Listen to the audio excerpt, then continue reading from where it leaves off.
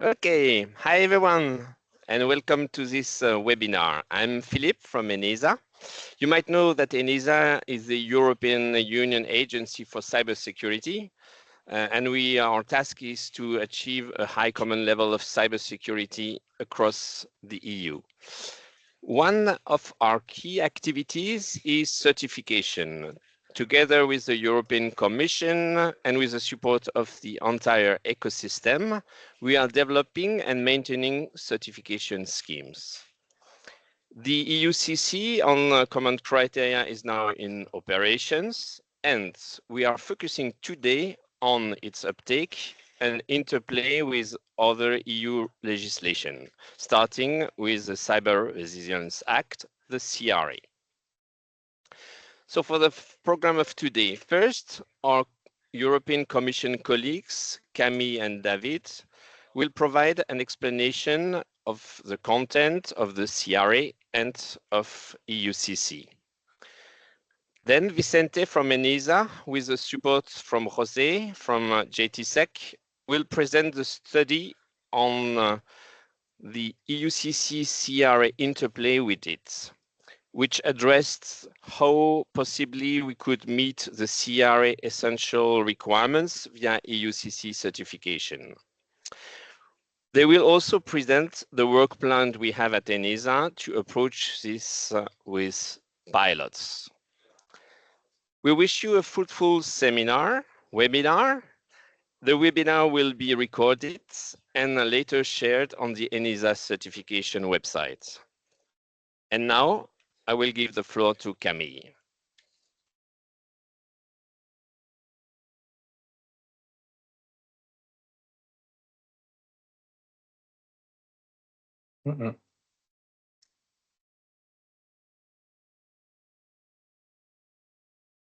Camille, are you with us? No, she's not. I think she fall from the connection.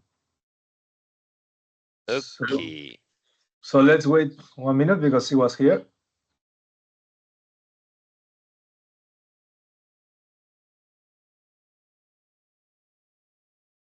By the way, I see we have a big attendance, 400 people. Good. Nice to have such a nice audience.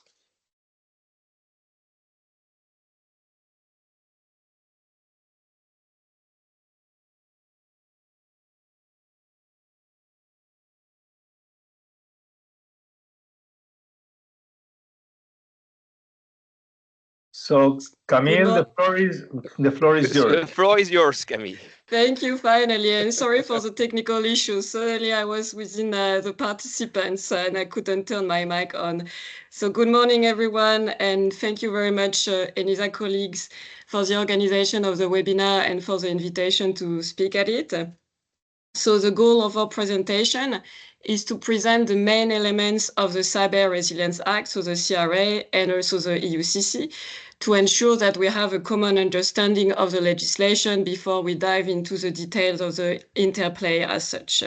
So now comes the moment of truth. I'm going to share my slides.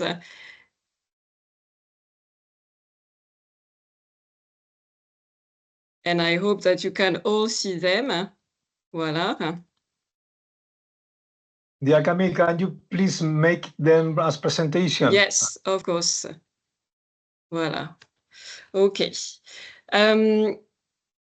So I will start with this cheese slide that we like using at the European Commission. And I also like it personally, not only because I'm a cheese lover, but also because I think it actually represents quite accurately the goal of the CRA, what we are trying to achieve here. So the rationale for the CRA is that Europe is only as strong as its weakest link. So here, what we want to do with this legislation is to create security throughout the whole value chain. So we want to ensure that all products with digital elements have an adequate level of cybersecurity. So it's about patching the holes in this value chain. Now, when it comes to the main elements of the law, the CRA sets cybersecurity rules for products with digital elements which are made available on the EU market.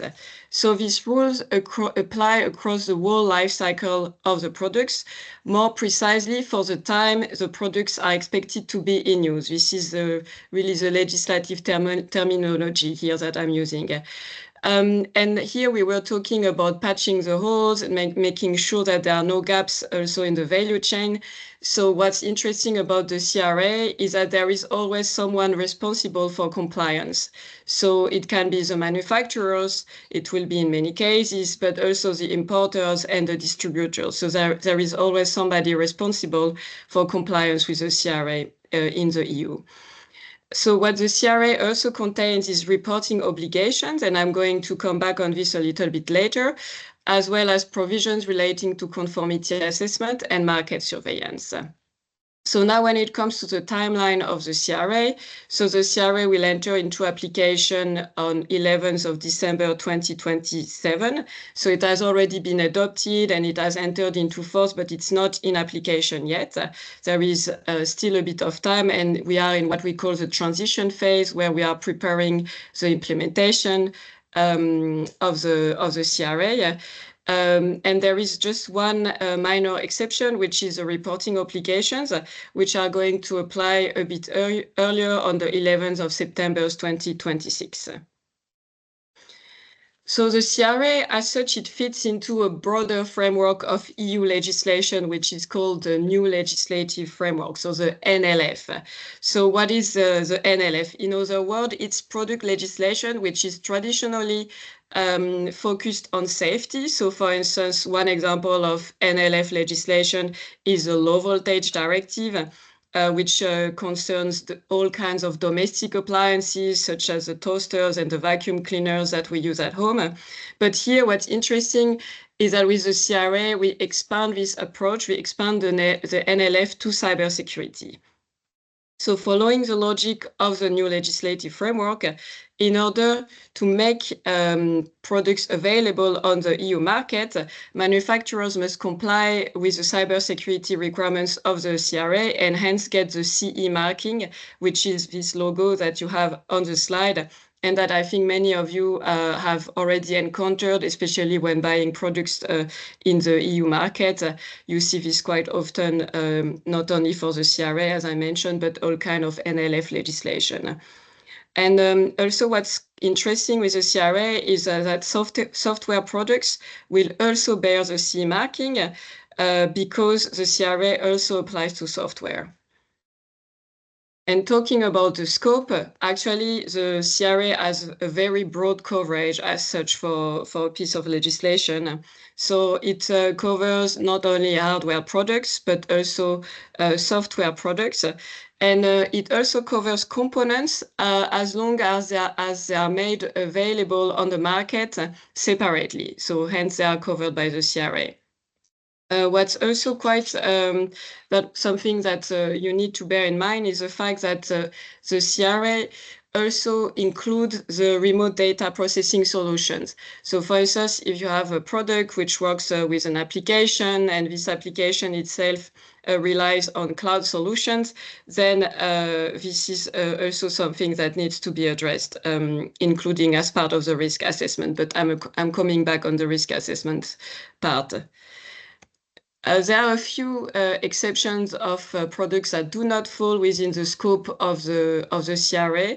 Those are the non-commercial products, the services, and in particular, software as a service. So for instance, a website, any kind of service that you would access purely via a web page would not be within the scope of the CRA.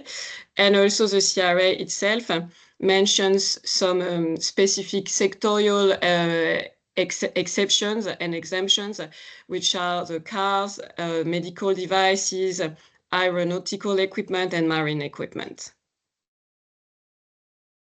So now let's talk about the CRA obligations in more details and what it implies as a manufacturer to comply with the CRA. So first, one of the main elements of the CRA is that it's a risk-based approach. So for higher risk use cases, then the application of what we call the essential cybersecurity requirements of the CRA, which are in Annex 1 of the legislation.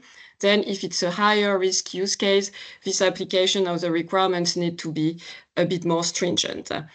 By contrast, if you have a lower risk use case, then you can apply these requirements in a less stringent way.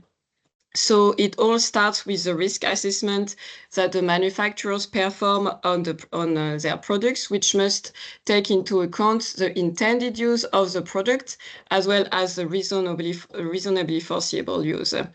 And then this risk assessment informs all the subsequent steps of implementation. So now when it comes to the different requirements that are mandated in the CRA, so as I mentioned, you can find them in the Annex 1 of the legislation in Part 1 and Part 2. And you have different types of requirements. And as part of the risk assessment, you will also determine which requirements are applicable, because they might not all be applicable depending on the type of products that you're manufacturing. You have first some product-related essential requirements, for instance, the encryption of data, the fact that you need to provide security updates, data minimization. And you also have process-related requirements, which are the vulnerability handling essential requirements.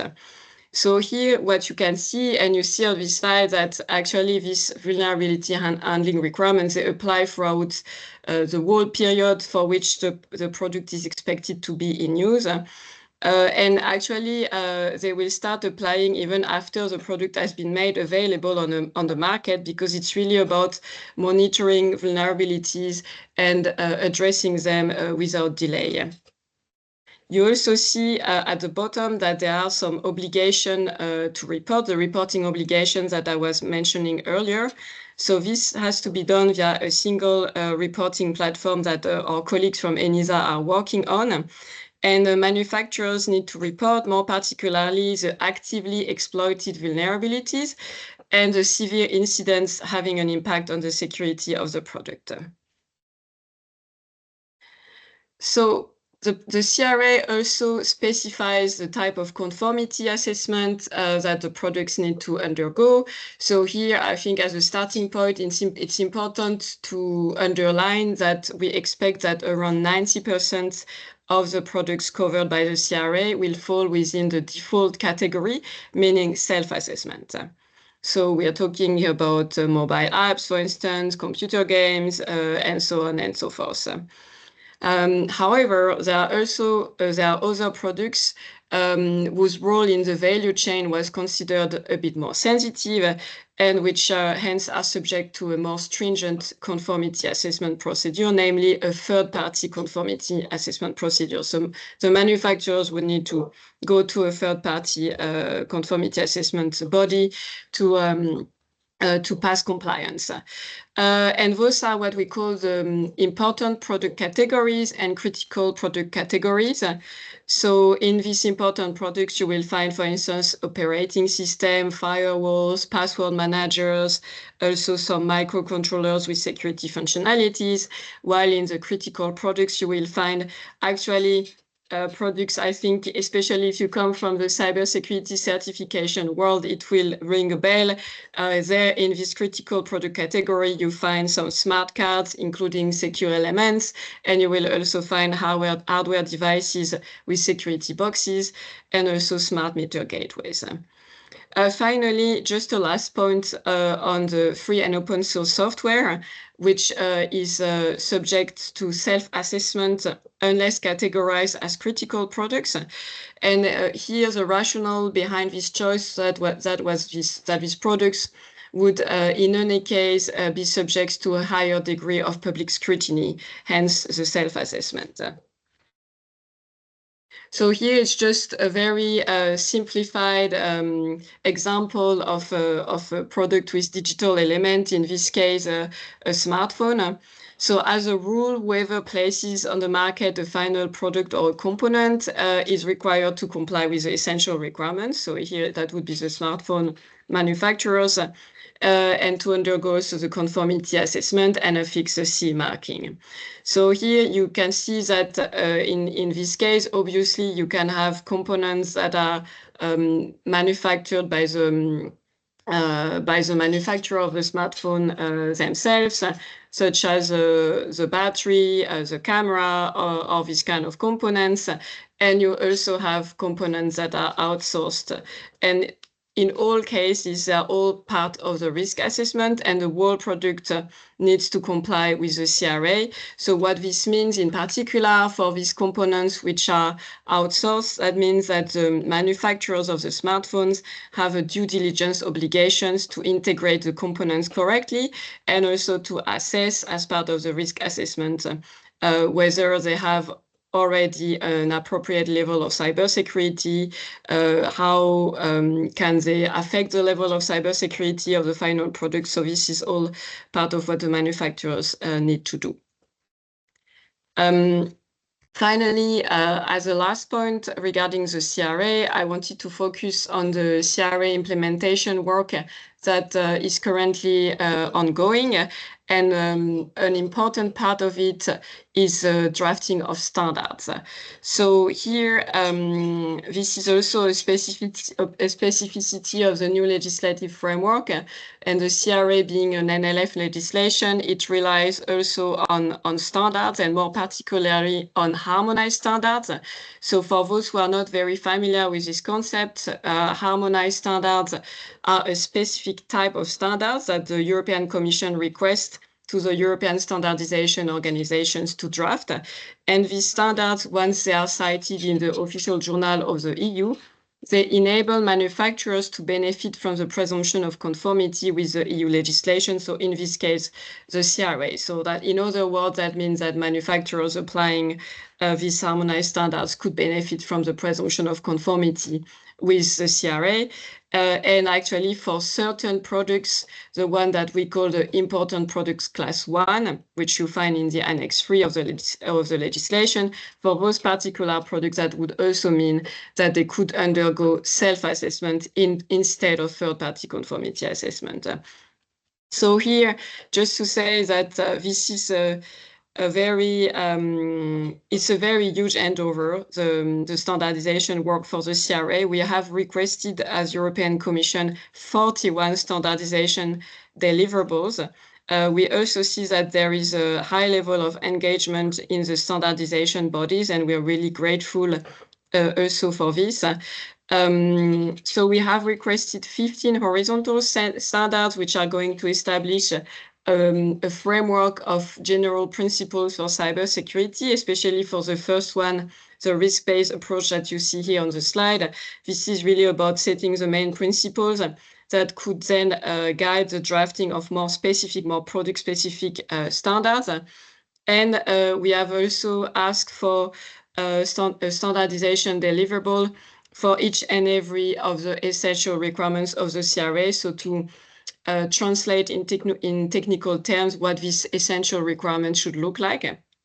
And finally, we have also asked for a lot of vertical standards, which will cover all the important and critical product categories. So those products that I was mentioning, such as the password managers, the identity management system, firewalls, etc., and so on and so forth. So there we are asking for standards for those vertical. And the rationale behind this was that we needed to prioritize those products because they are subject to third-party conformity assessment. So there was a greater need to have the standards in place. And here, this is another representation of what we have requested, but with, let's say, another visual representation of it, and also with the deadlines. So at the tip of the pyramid, you have this main framework setting the general principles of cybersecurity, including risk assessment that I was mentioning, and that we are asking to be delivered by the European Standardization Organization next year, already in August. That's the same for the deliverable on vulnerability handling, because there again, it's also an essential it's a very important part of the cybersecurity requirements in the CRA. So this one also will be one of the first deliverables to be ready. Then we also have, so later in autumn, we will have the standards, the harmonized standards for the covering the specific products, so the important and critical products that I mentioned earlier. And you can see that a bit later, so in 2027, we would have these standardization deliverables that cover each and every essential requirement of the CRA. So for instance, data minimization or encryption of data or secure configuration by default. And those are going to be ready a bit later. So here the idea was really to have those product-specific standards ready on time. So the Type C standards ready on time before the CRA enters into application, so more than 1 year before, to give time to the manufacturers. And for these Type B standards, so the product agnostic technical measures that are coming a bit later, the idea is that they can inform the work, the future work for covering more product categories, because as I mentioned, the CRA has a very broad coverage. It goes way beyond the important and critical products. So we are definitely envisaging additional standardization requests, which could cover these additional product categories. So this is basically what is keeping us busy at the moment. It's following this work and also there again, acknowledging the fact that we need technical experts to take part in this standardization work. And we are very grateful that to see that there is a lot of people involved, a lot of experts involved, and the work is really progressing at a fast pace. And on this note, I would like to give the floor to my colleague David for the presentation on the EUCC. Thank you for your attention.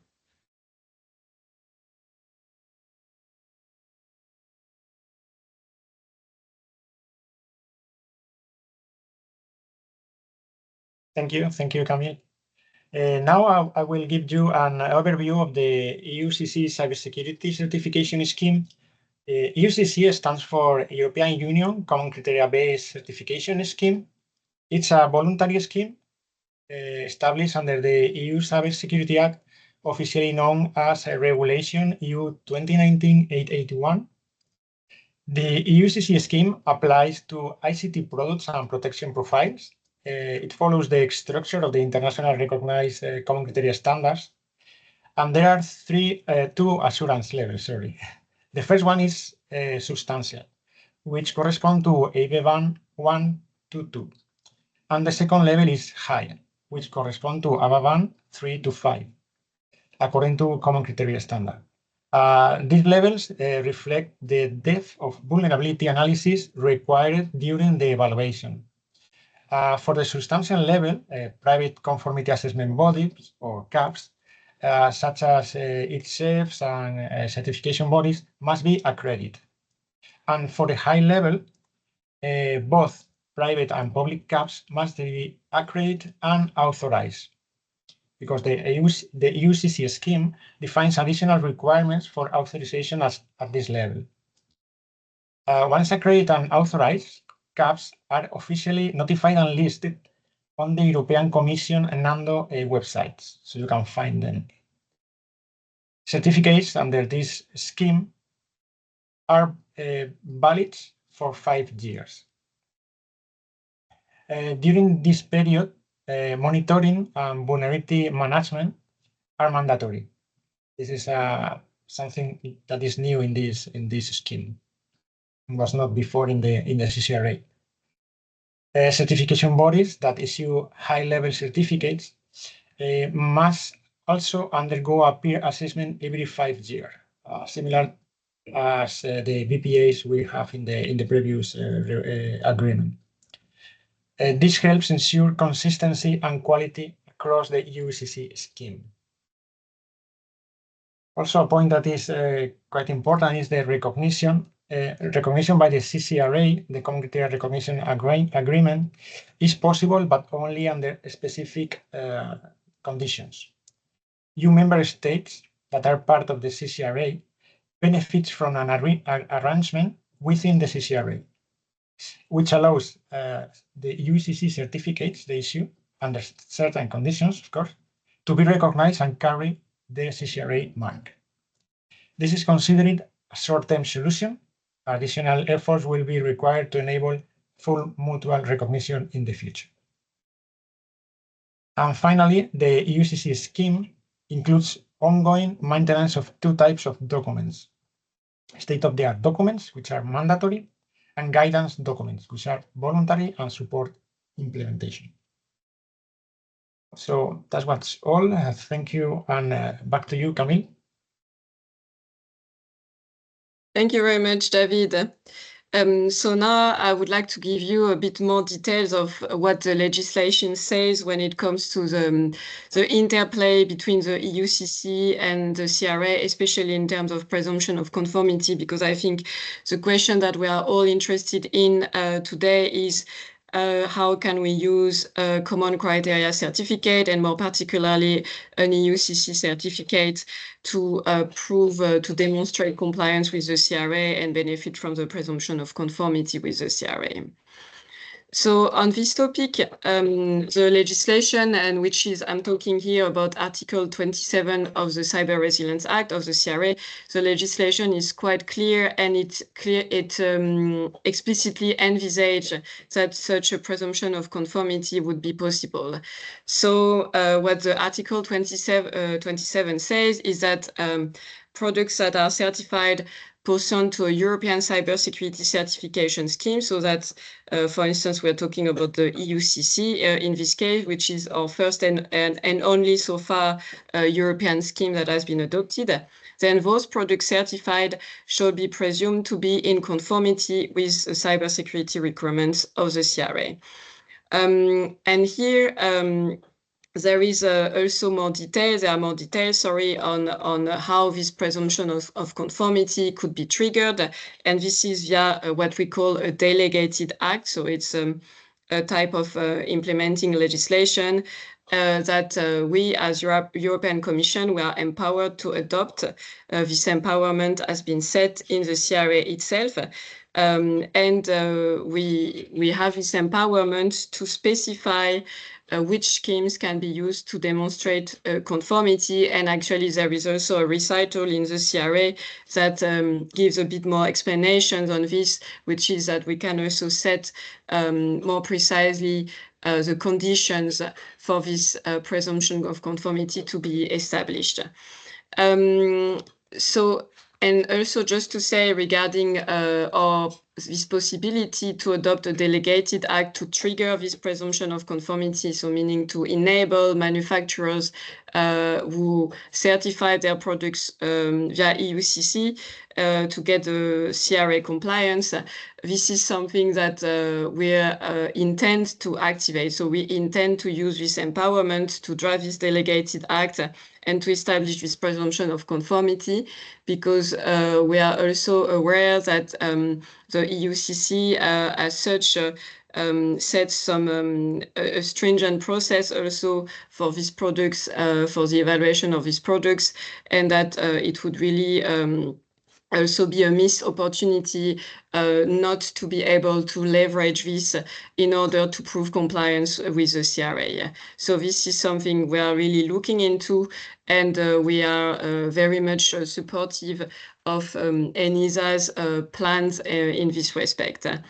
And another option for this presumption of conformity that I just wanted to quickly mention before handing over the floor to the ENISA colleagues is the fact that the presumption of conformity can also take place via European harmonized standards, as I went into great details earlier.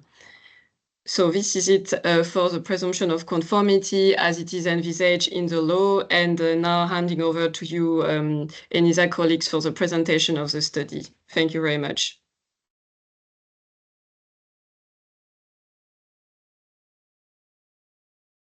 Thank you very much, Camila and David, for your presentation. So now we will present what we did in the study.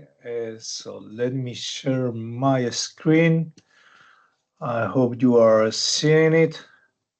Can you confirm that you see the slides?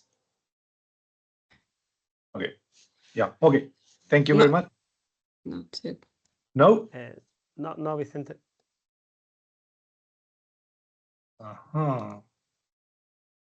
Now we can see them. Okay. Great. So, as Camille was mentioning, 2 years ago, in July 2023, we as ENISA get a request by the Commission to prepare this study to do an analysis.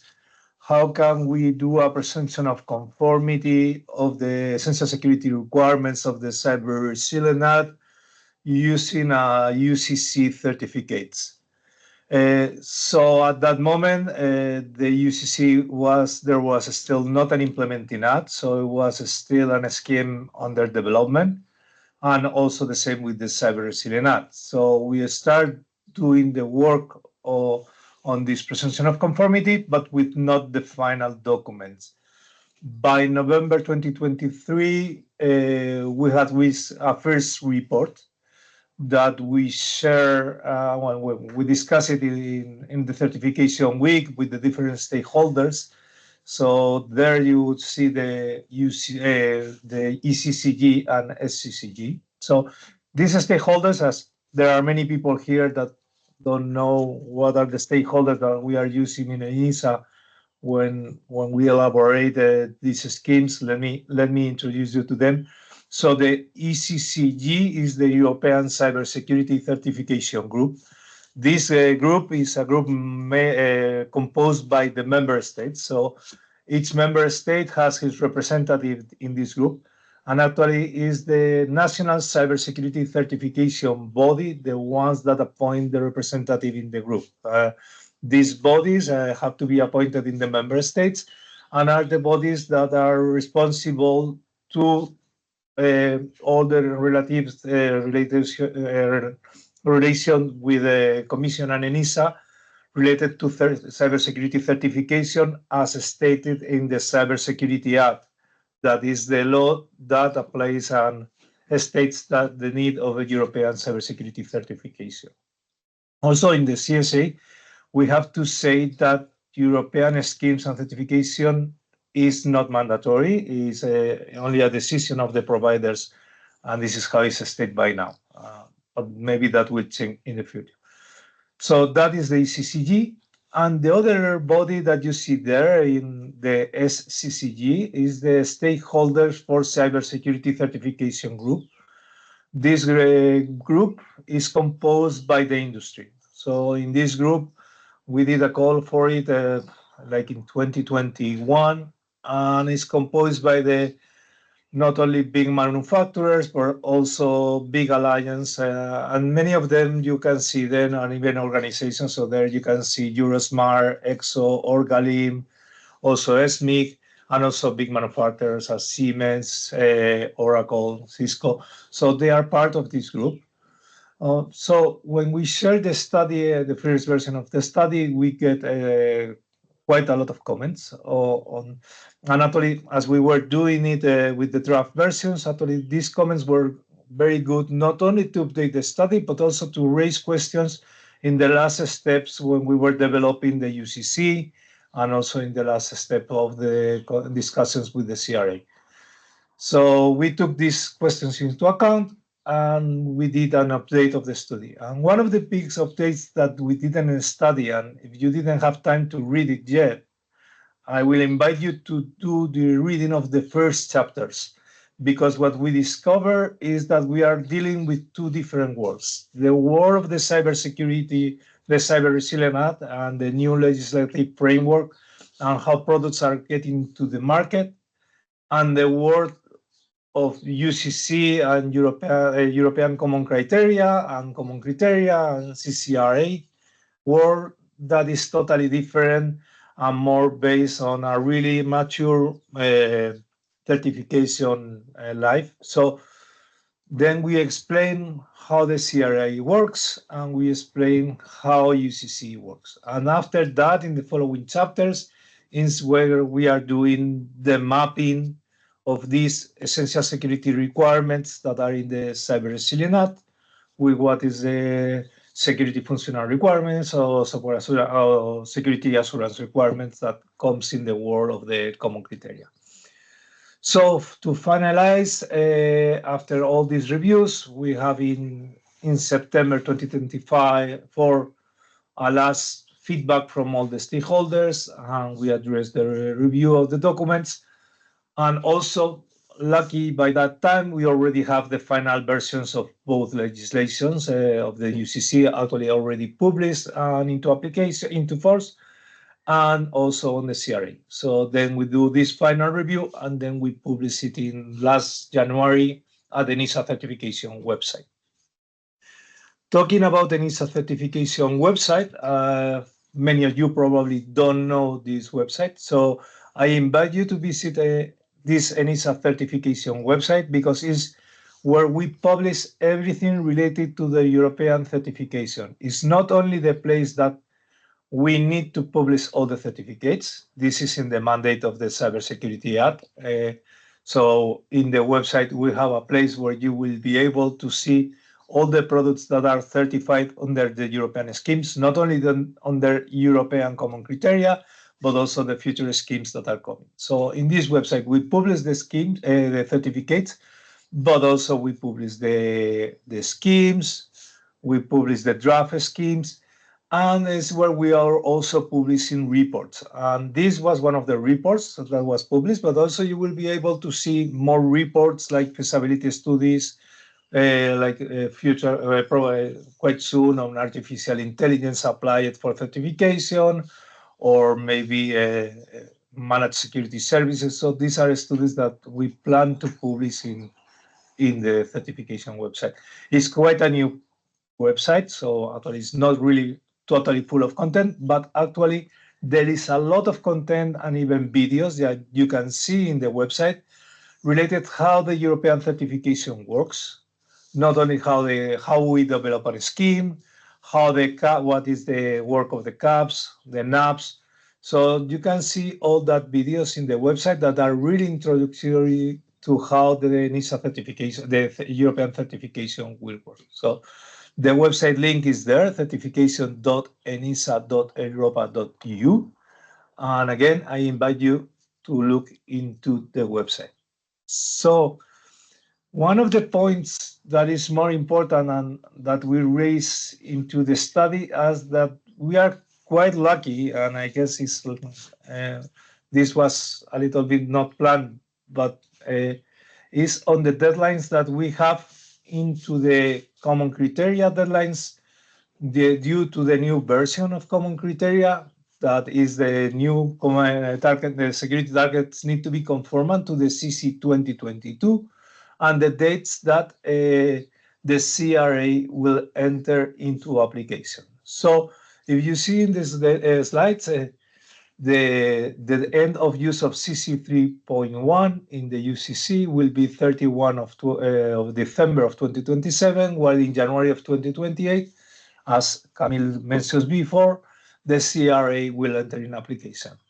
This means that protection profiles, and let me go for next slide, because it's not all the protections profiles, will need to be adapted and updated to be compliant with the CC22. So we have this window of opportunity that as the PPs need to be updated, if they have to do this effort, a little more effort to make them also compliant with CRA, we think will be on benefit of everyone.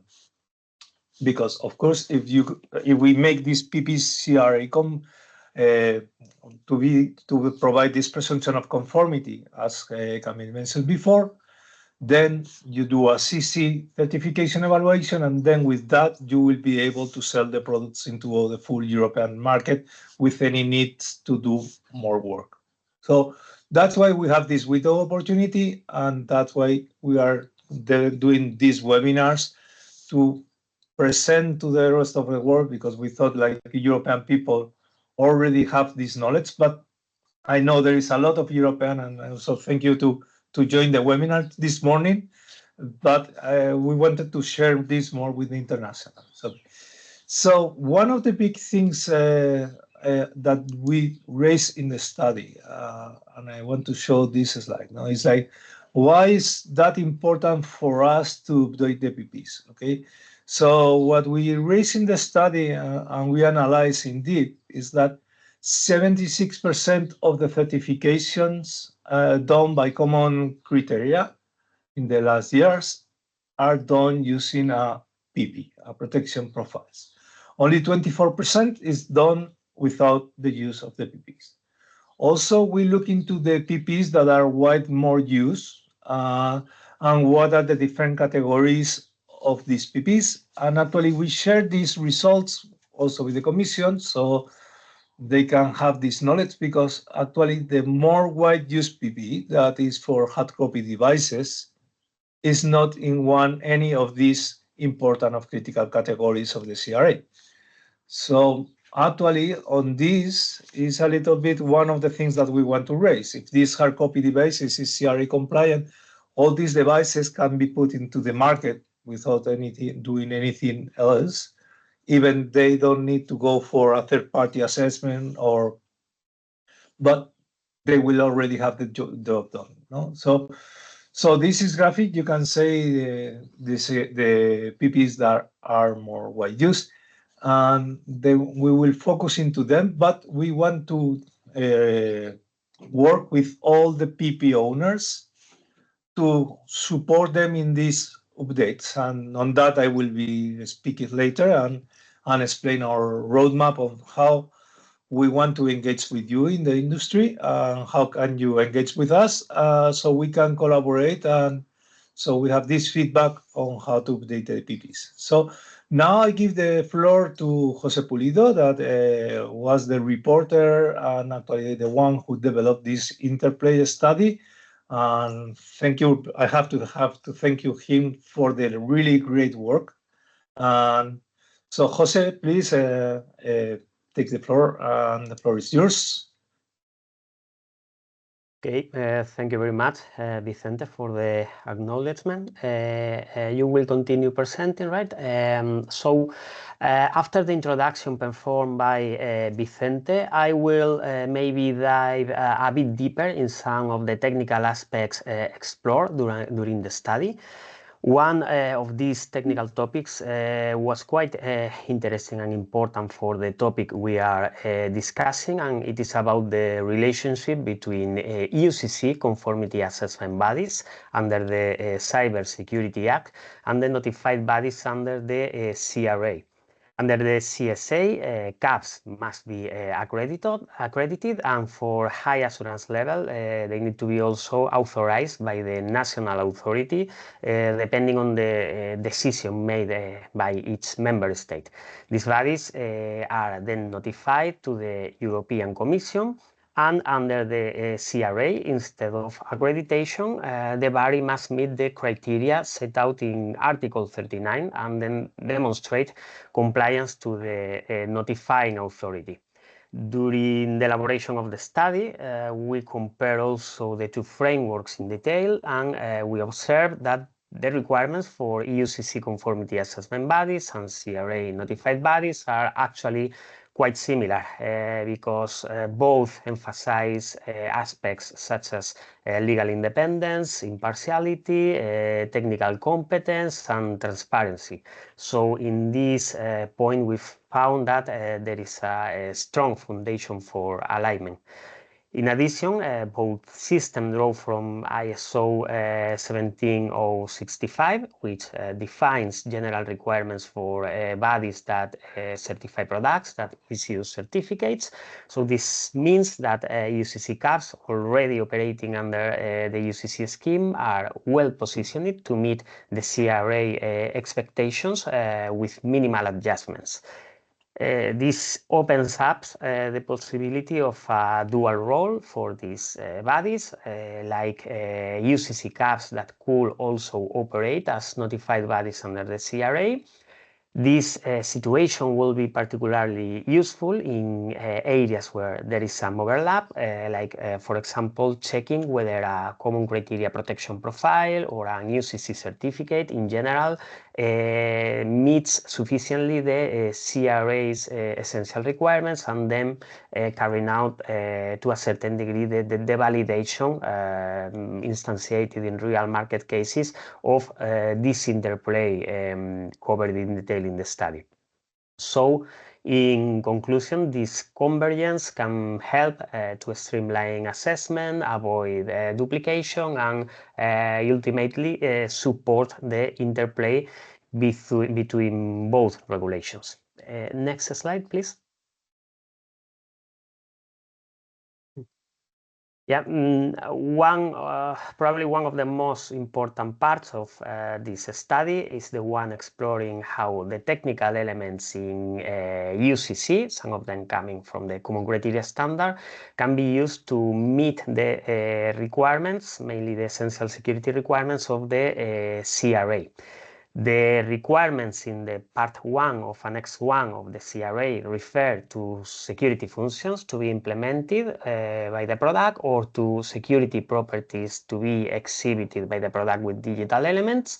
And the majority of these requirements, as we found in the study, can be met by common criteria security functional requirements. They can be found in Part 2 of the CC standard, and through an equivalence relationship as a result of our exploration, we can build these equivalence relationships. Or sometimes where the requirements set out by the CRA don't explicitly refer to security functional aspects of the product, such as I don't know, we can think of secure configuration by default. It is possible to find security assurance requirements listed in CC Part 3 that model security requirements similar to those in the CRA. So with the assurance provided during a third-party evaluation carried out by an ITSF under the EUCC scheme, it will be demonstrated that the SFRs and SARs in the common criteria are met by the product, and therefore, through the equivalence relationship, the CRA requirements will be met as well. So in the ENISA report, we include a proposal for mapping between the CRA and the EUCC requirements, but it is quite important to underline that this mapping is not unique, and sometimes the same CRA requirement could be met through different combinations of SFRs or SARs or both in the CC. And it is quite relevant as well to mention that some of the essential requirements in the CRA cannot be met by existing CC requirements or CC requirements used under EUCC. And then we found during the study that it is required to design, to define, to propose ad hoc extended security requirements. So an example of this situation will be those related to minimization of data that we will present in more detail in a couple of slides. So when it comes to CRA requirements in Part 2 of the Annex 1 of the regulation, the EUCC incorporated certain obligations for the manufacturer related to vulnerability management that we found during the study that they overlap to a certain degree with the equivalent obligations in the CRA. And there is also the EUCC patch management technical mechanism. It is optional, okay, but it is also able to directly meet some of the requirements in the CRA Annex 1 Part 2 that are related to security updates, security patches of the product. Next slide, please, Vicente. So we will put a couple of examples of this mapping to illustrate a bit of what we did in the study. Specifically during the elaboration of this study, as mentioned, we carried out an in-depth analysis of each essential cybersecurity requirement of the CRA, aiming to identify correspondences with those security requirements under the EUCC. And in the study, we included a summary table. Vicente, I think we need to go back to sharing the slide. Thank you. Yeah, we elaborated a summary table in the main part of the report that is accompanied by a comprehensive and exhaustive listing in the annex, where for each single CRA essential requirement, both for Part 1 and Part 2 of the annex, we went through deep in detail, and we provided the results of the analysis, and as an outcome, a proposed mapping where it was possible. No? So there is direct correspondence in some cases between CRA requirements and SFRs and SARs, or both in the EUCC.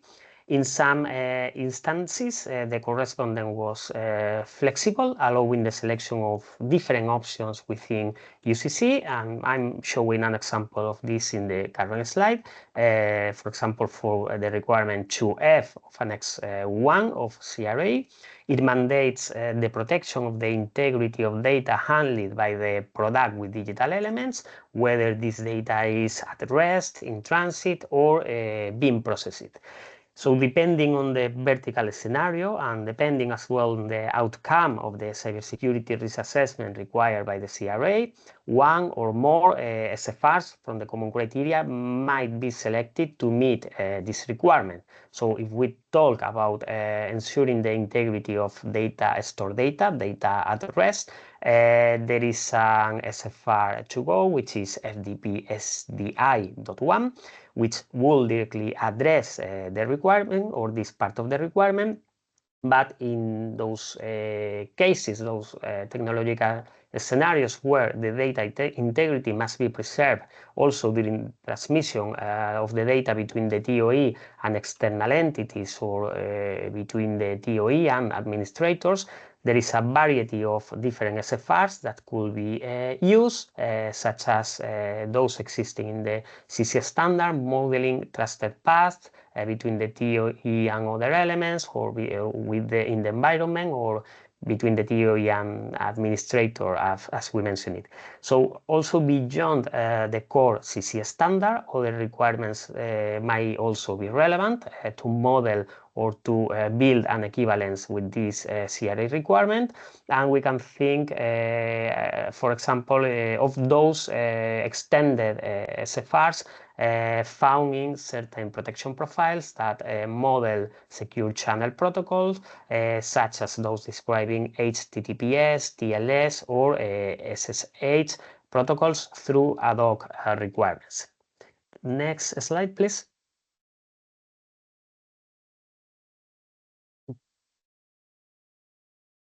We also found the opposite case. Okay, some essential cybersecurity requirements introduced by the CRA are not typically addressed under the common criteria framework, mainly because they go beyond the traditional intention or scope of protecting confidentiality, integrity, and availability of the information handled by the TOE. And these requirements often refer to broader security properties not directly reflected in the CC standard, or in certified protection profiles or security targets that we can find in the market. So the most typical and probably the most representative example for this situation is the requirement for data minimization in the CRA, by which a product must not process any personal or non-personal data beyond what is strictly necessary, adequate, and relevant for its intended purpose. And this data minimization concept is generally absent from existing CC evaluations, and beyond, as I said, the intention of the CC. So how do we address this gap? No? In the study, we propose to make use of the common criteria extension mechanism, and we propose the definition of a new extended assurance family called ADB_PDM, which stands for Processed Data Minimization. This requirement will set out some requirements or content obligations on the side of the manufacturer, so they will have to provide a written rationale explaining why the product processes only data that is necessary, and align it with the purpose of the product. And on the side of the evaluation, it will define assurance activities by which these evaluators in the ITSF will assess this rationale alongside with another technical documentation, such as the product functional specification and the operational guidance documentation, to check all the paths for data ingestion, and to search also for potential data processing beyond what is strictly needed. And on the basis of these assessment activities, they will emit a verdict. Okay. So while this specific extension was suggested as a proposal in our study, other possible approaches could also be developed to achieve equivalent assurance. So additionally, based on the result of the cybersecurity risk assessment, it might be concluded that this requirement in certain vertical scenarios could not be applicable. I'm thinking, for example, in an IC platform placed on the bottom of the technological stack, which is agnostic of the purpose of the data being used. So depending on the nature and on the intended use of the product, the requirement could be applicable or not, and also there will be different ways and different possible requirements, aside from the proposal made by ENISA, through which we can address it. Next slide, please. And another quite important aspect of the technical exploration performed in the study for this interplay between CRA and EUCC is related with the scope of the assessment. Okay, this is quite an important point, because all the security requirements in CRA apply to the full product with digital elements placed on the market. However, in common criteria and EUCC evaluations, it is quite common to limit the assessment to only those parts of the product that implement the security functions. So the security functions will be under the scope of the evaluation, and other non-security functions will be not looked at during the assessment. This practice is carried out for several reasons, such as reducing attack surface or decreasing the global cost of the certification and global time that is required for the full assessment. No? So we can find here a potential conflicting point, because when the EUCC certification does not cover the full product, then it will not be immediate or straightforward to demonstrate that through that EUCC certificate, the full product is meeting as well the CRA requirements as it is required. No? So an idea, a proposal that we created, that we proposed in the study was, and we explored in detail, is that it should be possible to demonstrate that the security functions located within the scope of the TOE, within the scope of the EUCC evaluation, can be sufficient to protect the whole product, including non-security parts of the product or parts of the product outside of the EUCC assessment, outside of the TOE scope. So there is also a second important point, which is the reliance of several technological cases nowadays in remote processing elements contemplated by the CRA. These remote processing elements are typically located in the cloud, and they are explicitly required to be part of the assessment scope by the CRA, and they need to comply with the CRA essential requirements, etc. So how do we deal with this scenario? Because EUCC is not always a well-fitting option to assess components on the cloud, and the industry typically leaves the remote parts out of the scope of the CC and EUCC evaluations. So, well, in the way that EUCC and CC standard are articulated now, they are not the best possible option to assess, to make the security assessment or to verify the security compliance of the remote processing elements. For CRA, maybe it could be better to use another method for that particular part located in the cloud, and we could mention maybe harmonized standards. Okay. And there is a third important point to mention.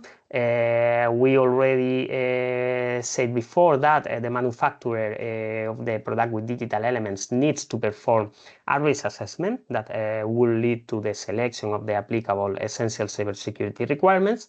And while it is true that in common criteria it is required to carry out a risk assessment prior to the elaboration of the security problem definitions that we can find in security targets and protection profiles, but it is not mandatory to document it in the certification documentation, for example, in the ST, and it is not required to assess it formally during the common criteria or EUCC evaluation. Nevertheless, in the study, we proposed and supported the idea that the common criteria security problem definition itself, when it defines the assets, the threats, the policies, etc., could be seen as a simplified version of a formal risk assessment, due to the fact that the CRA does not require any specific or formal risk assessment methodology. And this common criteria security problem definition will ultimately lead to the selection of the SFRs and SARs in the security target that will be related or linked or mapped to CRA requirements. Next slide, please. So in the presence of these three challenges that we identified, it is arise the question of how should manufacturers proceed when the EUCC certificate of their product has some of the potential gaps that we mentioned. Well, first, if not all the essential security requirements are included through equivalent SFRs or SARs in the EUCC certificate, it should be as simple as adding the equivalent SFRs to the security target, or if in the line of the strategy that we are proposing, to the protection profiles. And they will be added there together with those related with obligations for patch management or vulnerability management as needed, etc. So we also mentioned that CRA allows the selection of applicable requirements based on the risk assessment. So a way forward will also be shaping the security problem definition in common criteria in a way that explicitly addresses the applicability of these essential requirements and the equivalent EUCC technical elements. Second, when the gap is related to the TOE scope being smaller than that of the full product with digital elements, sometimes it could be reasonable to make the TOE scope in the EUCC scope larger, but in general, this practice will have a considerable impact in the certification time and cost wise. So as we propose it, there is a more reasonable and pragmatic way, which could be updating the security problem definition in a way that it can demonstrate that the TOE boundary or the functions included in the assessment are sufficient to protect the full product and not only the subset of the product covered by the certificate. So this could be done in terms of appropriately identifying the proper assets to protect full product wise, but also proving that they are protected solely by the functions in the chosen TOE boundary. And for the remote data processing solutions, when they are not covered by EUCC certification, their conformity with CRA in many cases could be demonstrated through other methods different from EUCC, like, for example, harmonized standards. But from the perspective of the EUCC certification, we should model the securization of the communications through secure channels with those remote processing elements. We will do that by adding the necessary SFRs and SARs or the patch mechanisms in the security targets, and we will also place assumptions in there regarding the security of the remote part, like it has been properly assessed and comes with a security certification, etc. Next slide, please. And linking with the analysis of the landscape that certification landscape that Vicente presented at the beginning, we need to consider the prevailing use of protection profiles in the certification industry, and therefore adopting a PP-centric approach or strategy to address the possible gaps appears to be a strategy that is both logical and effective. And if the gap between some protection profiles and the CRA compliance is small, then updating the protection profiles could be an easy and cost-effective solution. But also, according to the conclusions of the study, in the case of critical products in general, smart cards, smart gateway meters, hardware devices with security boxes, etc., in general, we found that the scope of the TOE usually matches with the scope of the full product. We found that remote data processings are not always involved, and moreover, these critical products and the protection profiles used to certify them are, well, they are subject of high assurance assessments, EAL4 or EAL5 or 6 certification processes. So under such a stringent certification situation or scenario, it is reasonable that they should be able to meet the CRA requirements easily without a significant additional effort. Okay, so in these cases, if the related protection profiles could be updated to fill the gap with CRA, then it will be a streamlined method to ensure that any PP compliance certification that will be issued to the market will meet the CRA as well.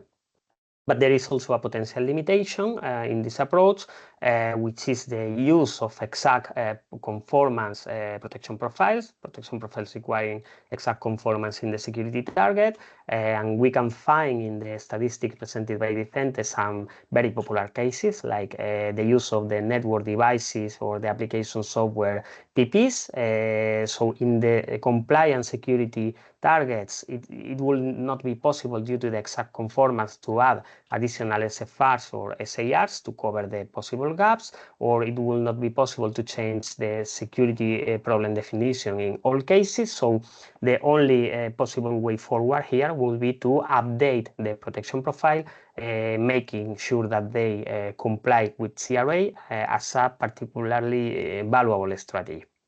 And on the other hand, based on the results of this analysis of the certification landscape that we included in the study, we concluded that the revision, the update of protection profiles should prioritize or focus primarily on a first stage the PPs associated to those products where the certification is mandatory due to regulations, or where there is an established and mature competitive framework between manufacturers, as such, they are always certified in practice, or it is strongly recommended, like smart cards, no?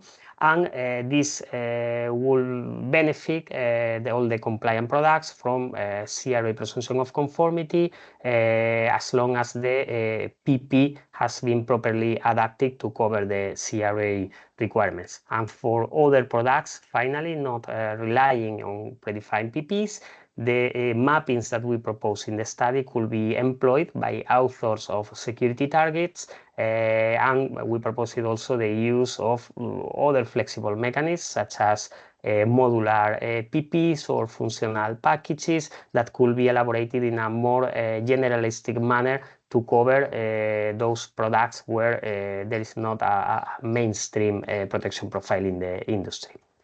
I will leave the floor now to Vicente. Thank you very much.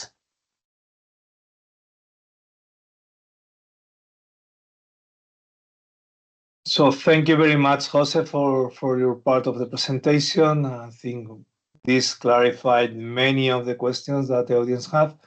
So now, what are we going to do next as ENISA?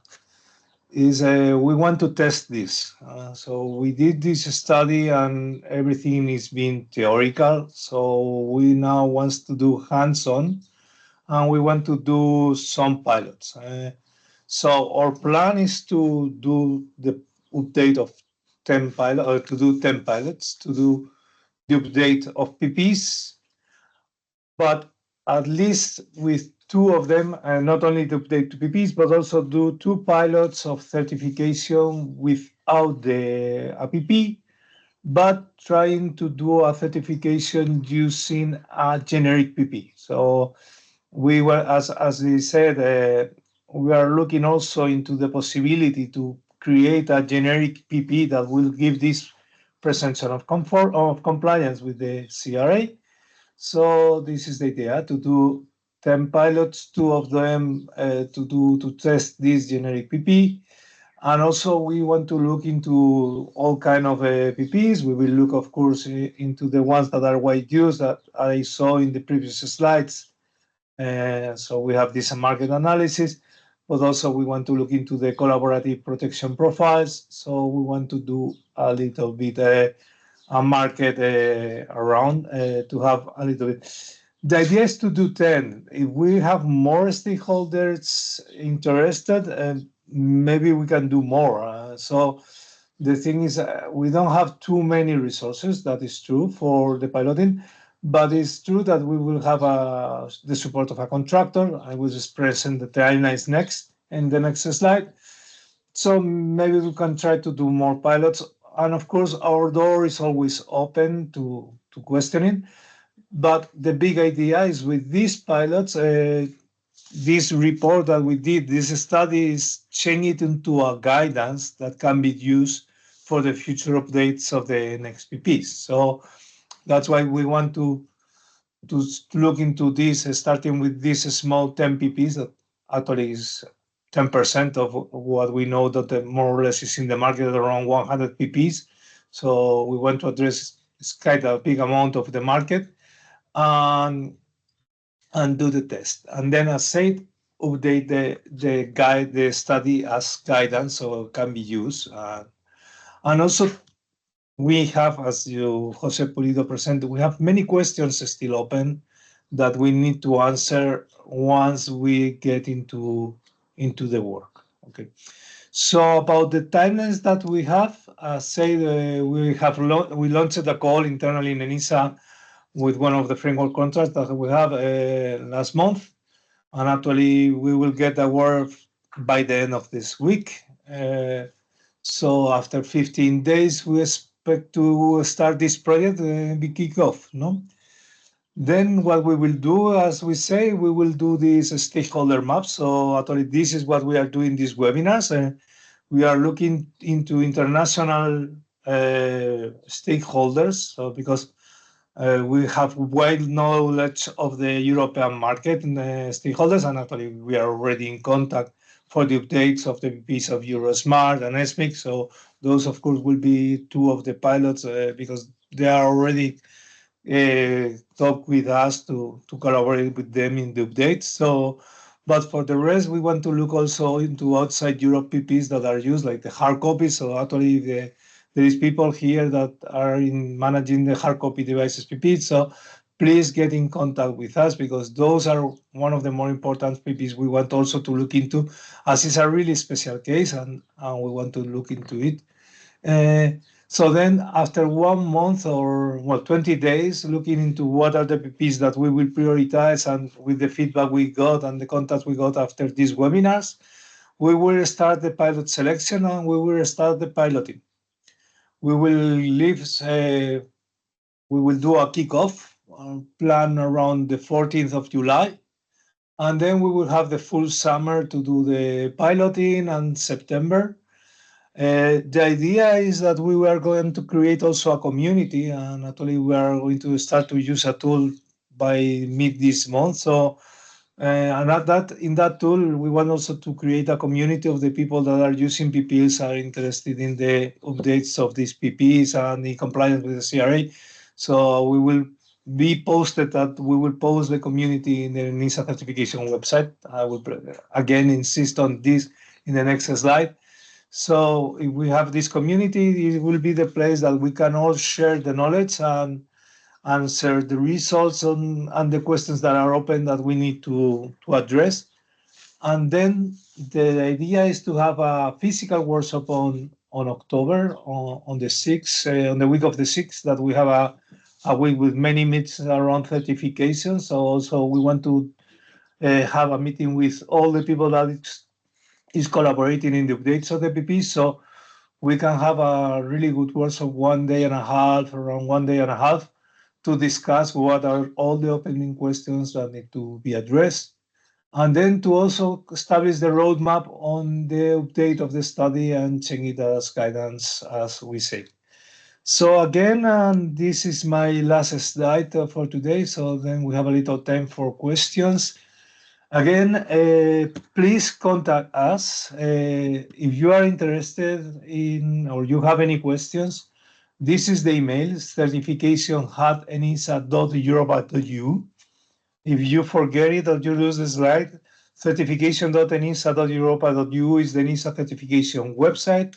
And in the below part, and actually let me open the website, is better showing that talking about it. So this is ENISA certification website.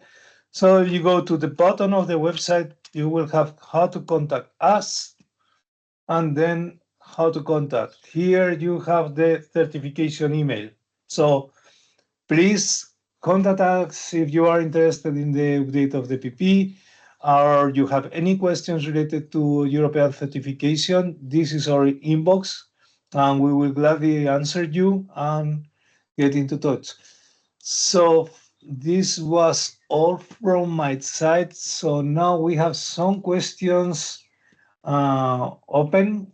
I don't know if let me choose one, Camille, and I will give you the floors, because mostly all the questions, I know Camille had been answering the questions in the Q&A chat, but if not, I'm going to give her the floor, because I have one question that I guess she can answer. Sorry. So let me see. But there is one question about the application of CRA for automotive suppliers that supply components as OEM, that those the type of approval for the car. Yes, thank you for this, Vicente. So I think I already gave a preliminary answer in the chat, but just also to say it orally. The CRA foresees quite explicitly, that the products which are covered by the tire approval legislation, so this automotive legislation, are excluded from its scope. So that means, for instance, that if a product is meant to be exclusively used in the automotive sector, then it would not be covered by the CRA.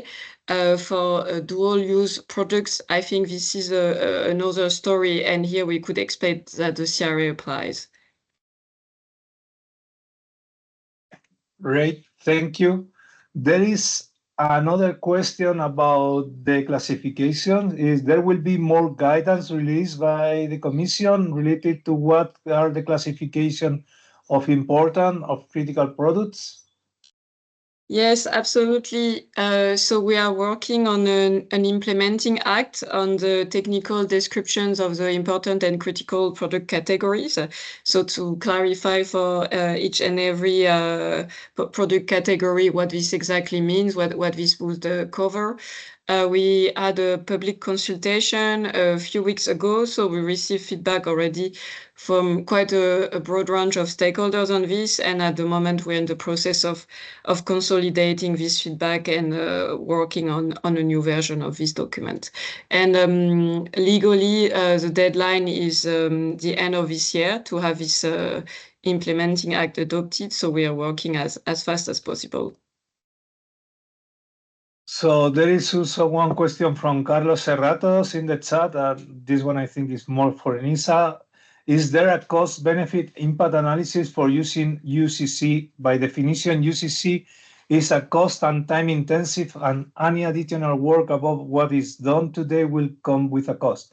Okay, Carlos, for answering this question, actually, this is what we want to address in the pilots. This is the idea of doing the pilots. This is the opening questions. What is the effort that this update of the PPs will require extra effort?